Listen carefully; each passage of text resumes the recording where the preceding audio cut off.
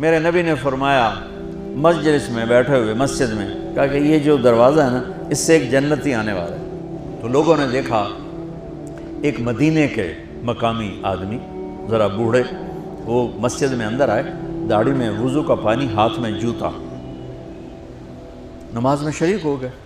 اگلے دن آپ کی محفل تھی تو آپ نے فرمایا یہ جو سامنے دروازہ ہے اس سے ایک جنتی آ رہا ہے۔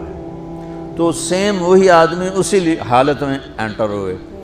اگلے دن ہوا تو آپ نے کہا اس دروازے سے جنتی آنے والا ہے، ٹھیک وہی آدمی اسی حالت میں انٹر۔ اس مجمع میں ایک صحابی بیٹھے ہیں، ان کا نام ہے عبداللہ بن عمرو۔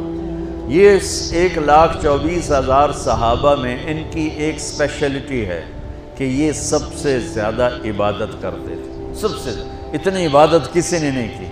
ساری رات نفل پڑھتے تھے، سارے دن کا روزہ رکھتے تھے، اور دن رات میں ایک قرآن ختم کرتے تھے۔ اب ان کو خیال آیا کہ یہ بابا جی مجھ سے بھی زیادہ عبادت کرتے ہیں، جو ان کو یوں ڈائریکٹ جنت کی بشارت ملی اور مجھے نہیں ملی،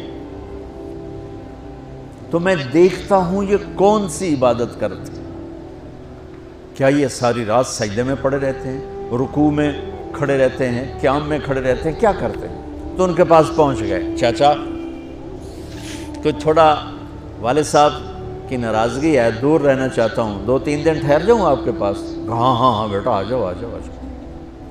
اب عشاء کی نماز کے فوراً بعد انہوں نے چادر اوپر لی اور چادر میں یوں سوراخ کیا اور یوں لیٹ کے دیکھنے لگے کہ اب یہ بزرگ کیا کرتے ہیں۔ بزرگ تشریف لائے، سرانے پہ سر رکھا، اللہم بسمک اموت و احیا، سونے کی دعا پڑھی، اور تھوڑی دیر بعد خراٹے تھے۔ وہ بڑے حیران ہوئے، بھئی میرا تو خیال ہے یہ ساری رات سجدہ کرے گا تو رو رو مصلی تر کر دے گا، یہ تو خراٹے ہی چون جاندے نہ ہو جا رہے ہیں۔ اب وہ دیکھ رہے ہیں ابھی اٹھے گا ابھی اٹھے گا ابھی اٹھے گا، پھر انہوں نے کپڑا اتار دیا، بھئی سویا ہوا ہے۔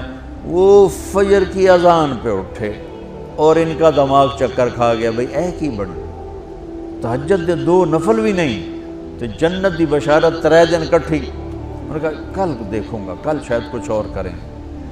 اگلے دن آئے، پھر اسی طرح کر کے لیٹ گئے سے، اور بزرگوں نے بھی یوں کیا، اور بسمک اموت و احیا، اور پورا کمرہ خراٹے نال۔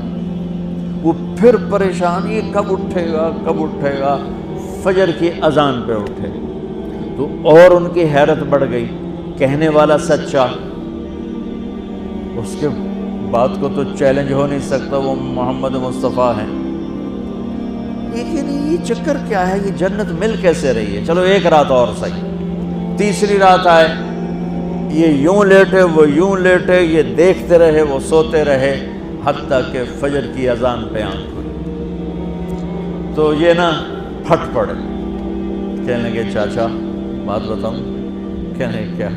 کہ میری کوئی جھگڑا نہیں تھا ابا سے، میں نے 3 دن مسلسل تیرے بارے میں سنا جنتی آ رہا، 3 دن تجھے اللہ کے نبی نے بشارت دی، جنتی ہے جنتی ہے جنتی ہے، لیکن میں اس بات پہ حیران ہوں تو ساری رات سوتا رہتا۔ اس زمانے میں منافق بھی تہجد نہیں چھوڑتے تھے، فرض نماز تو فرض نماز ہے، منافق بھی تہجد نہیں چھوڑتے تھے۔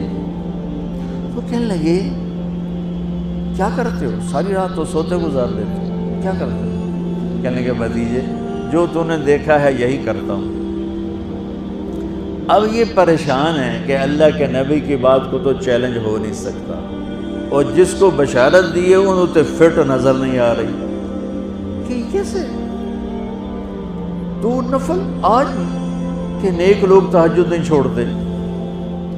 تو کہنے لگے اچھا چلو اللہ نے ایسا ہی، یہ 4 قدم چلے تو آپ سننا، کہا بھتیجے ادھر آؤ، کہا بیٹا ادھر آؤ، آ گئے۔ کہنے لگے اب تو میں اصلی بات بتاؤں، اب تو میں اندر کی بات بتاؤں؟ ان کا کیا ہے کیا ہے؟ اب وہ تیار ہو گئے کہ یہ کہیں گے میں 3 دن بیمار تھا اس لیے میں اٹھ نہیں سکا، ورنہ میں تو ساری رات سجدے میں گزارتا ہوں، میں تو ساری رات روتے روتے گزارتا ہوں۔ تو 3 دن میں بیمار تھا، میرے پیٹ میں درد تھا، میرے سر میں درد تھا، تو میں اٹھ نہیں سکا، ورنہ تو دیکھتا تو حیران ہو جاتا میری رات کیسے ہوتی۔ لہذا ہاں جی جی جی، تو کہنے لگے مجھے دیکھو، یہاں ہاتھ رکھا، یہ جو دل ہے نا، دل، اس میں دنیا کے کسی انسان کی نفرت نہیں ہے۔ اور جب اللہ کسی کو کوئی رزق دیتا ہے تو مجھے کبھی حسد نہیں ہوا، مجھے خوشی ہوتی ہے۔ تو ان کی جو باڈی لینگویج تھی نا، حیرت میں ڈوب کے، وہ کہتے ہیں ہاں بات ہے، سمجھ آ گئی، یہی سے۔ انہوں نے ایسا نہیں کیا، وہ کہنے لگے ہاذا ہوا، اچھلے اپنی جگہ سے، ہاذا ہوا، یہ چاچا اب سمجھ میں آ گیا، سمجھ میں آ گیا، یہی ہے جو آپ کا سینہ اللہ نے پاک کر دیا ہے، اس پر آپ کو جنت ملی ہے۔ یہ صرف تہجد تے نفلاں تے سوکھی نہیں لبدی۔